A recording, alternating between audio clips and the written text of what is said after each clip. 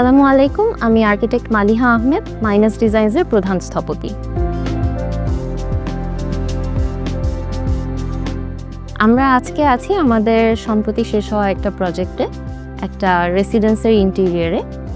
আমরা প্রজেক্টটা নিয়ে আজকে একটু ডিসকাস করব। আমাদের ডিজাইন টিমের এই প্রজেক্টের পিছনে যে চিন্তাগুলো ছিল, যে থট প্রসেসগুলো ছিল, ওগুলো শেয়ার করব।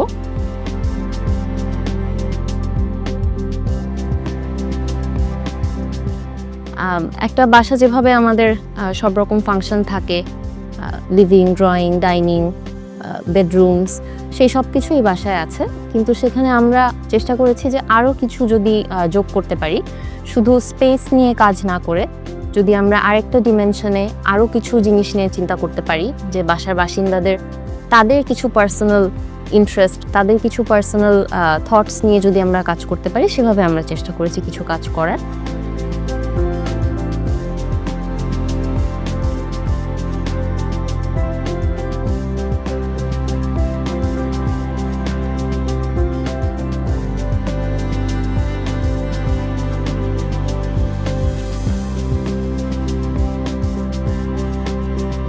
সেখান থেকে অনেক কিছু উঠে এসেছে, যেমন আমাদের এই প্রজেক্টে শীতল পাটির ব্যবহার অনেক দেখা যাবে। সেটা হচ্ছে বিভিন্ন জায়গায় আমরা সেটাকে ক্যাবিনেটসের দরজায়, ড্রয়ারের মুখে, কখনো হয়তো পার্টিশনের নিচে আমরা এটাকে ব্যবহার করেছি। এটার পিছনে একটা কারণ হচ্ছে যে এই বাসার বাসিন্দাদের মধ্যে যিনি কর্তা, যিনি ভাইয়া, উনি সিলেটের বিয়ানীবাজার এলাকায় হচ্ছে এই শীতল পাটির কাজ খুবই প্রসিদ্ধ। সেখান থেকে ওনার নিজস্ব এলাকা থেকে একটা ম্যাটেরিয়াল যখন উঠে আসছে ওনার ঢাকার বাসায়, জিনিসটা চারিদিকে উনি দেখছেন, হয়তো প্রতিদিনকার জীবনে ওনার হয়তো এটা একটা সুন্দর একটা জিনিস অ্যাড হচ্ছে।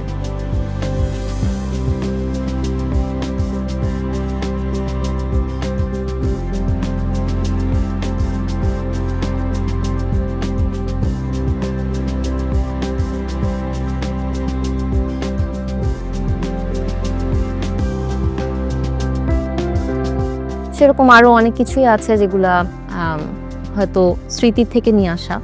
সেটা কখনো হতে পারে যে ভ্রমণ স্মৃতি, যেমন কিছু কিছু জায়গায় আমরা যে টার্কিশ, মরক্কান ছোট ছোট ব্লু কালারের টাইলসের কাজ আমরা করেছি, সেটা হচ্ছে ওনাদের মরক্কো এবং টার্কিতে যে ওনারা ভ্রমণ করেছেন, সেখানে ওনাদের খুব সুন্দর স্মৃতি আছে, যেগুলো ওনারা চেয়েছিলেন যে বাসার কোনো একটা জায়গায় এটাকে ক্যাপচার করবেন।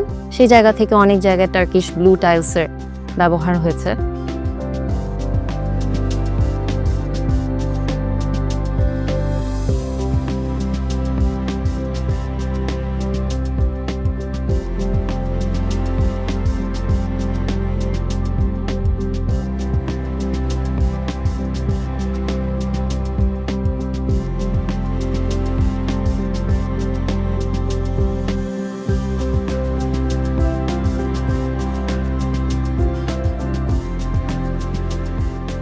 অনেক কিছু আছে, অনেক ঐতিহ্যবাহী কিছু আসবাবপত্র আছে।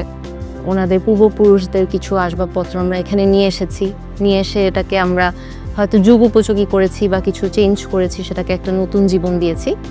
সেভাবেও আমরা এই নতুন একটা বাসায় সেই পুরনো আসবাবপত্রগুলোকেও নিয়ে নিয়েছি।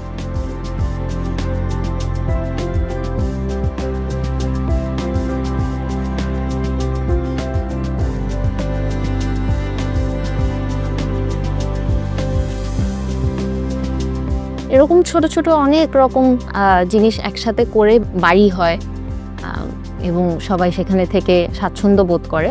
এবং ডিজাইনার হিসেবে আসলে আমাদের এটাই চাওয়া, আর এটা যখন ওই চাওয়ার জায়গাটা বাস্তবে পরিণত হয় তখন ভালো লাগে দেখতে, এটাই যা।